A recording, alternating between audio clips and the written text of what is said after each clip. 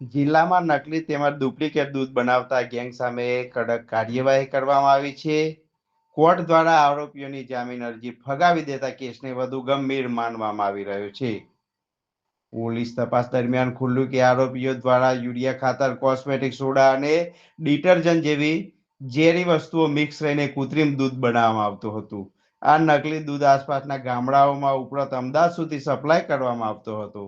આ ગેરકાયદેસર ધંધા સાથે જમીન અને દુકાનોની લે વેચ પણ થતી હોવાનો ખુલાસો થયો છે.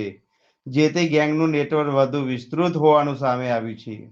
પોલીસે આરોપીઓ સામે ભારતીય દંડ સંહિતા હેઠળ ગંભીર કલમો લગાવી છે.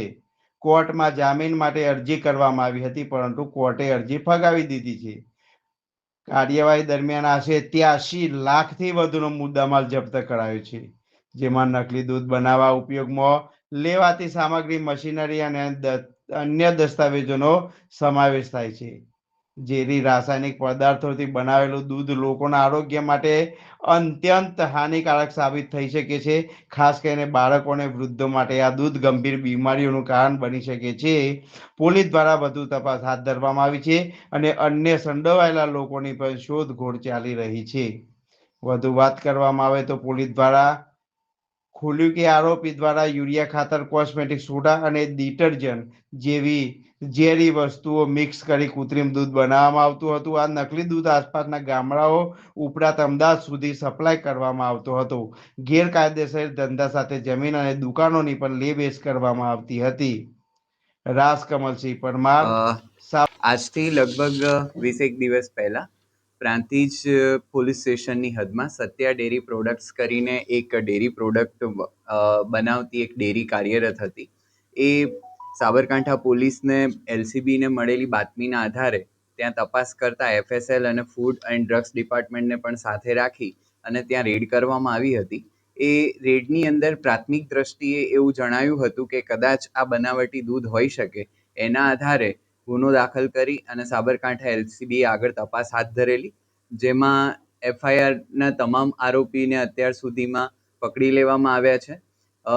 મુખ્ય આરોપીની ધરપકડ 2 દિવસ પહેલા થયેલી અને તેમને નામદાર કોર્ટ સમક્ષ રજૂ કરતા નામદાર કોર્ટે 2 દિવસના રિમાન્ડ મંજૂર કરેલા.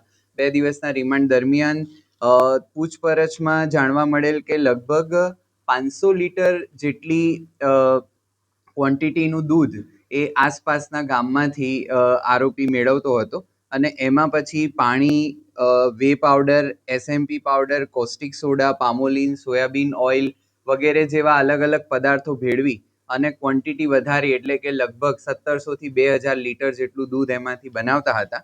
અને આસપાસના ગામોમાં એ દૂધનું વેચાણ કરિયાણાની દુકાનો પર પણ પોતે પેકિંગ કરીને દૂધ અને છાશ એ બંને આપવામાં આવતું હતું.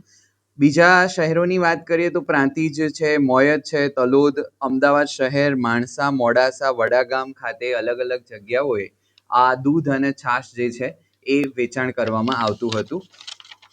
પોલીસને અત્યાર સુધીની તપાસમાં ત્યાંથી કેટલાક દસ્તાવેજો, એની ઝેરોક્સ, વાહનોની આરસી બુક, 2 વ્હીલર વાહનો કે જે વપરાતા હોય, 4 વ્હીલર વાહનો, ટ્રેક્ટર ટ્રોલી સાથે થઈને લગભગ 12,95,000 જેટલી મત્તાનો મુદ્દામાલ અત્યાર સુધીમાં મળેલ છે. દસ્તાવેજો અને જોતા અને પૂછપરછ દરમિયાન અત્યારે હાલ એવું જાણવા મળ્યું છે કે આરોપી જમીન અને દુકાનોની દલાલીનું પણ ધંધો જે છે એ કરતા હતા અને એ લેવેચ કરીને કમિશન પણ મેળવતા હતા. એફએસએલ કે ફૂડ એન્ડ ડ્રગ્સનો કોઈ રિપોર્ટ આવે છે? એના માટેના સેમ્પલ્સ જે છે એ મોકલી આપવામાં આવેલા છે અને એ રિપોર્ટ હજી આવવા પર બાકી છે. રિપોર્ટ આવેથી આગળની કાર્યવાહી હાથ ધરવામાં આવશે. કોર્ટમાં રજૂ કર્યું, ત્યારબાદ શું કરવામાં આવ્યું? નામદાર કોર્ટમાં રજૂ કર્યા બાદ નામદાર કોર્ટે આરોપીના 2 દિવસના રિમાન્ડ મંજૂર કરેલા અને એ 2 દિવસ દરમિયાન પૂછપરછ દરમિયાન જે હકીકત જણાવી તે પ્રકારની હકીકત જાણવા મળેલ છે. Okay sir.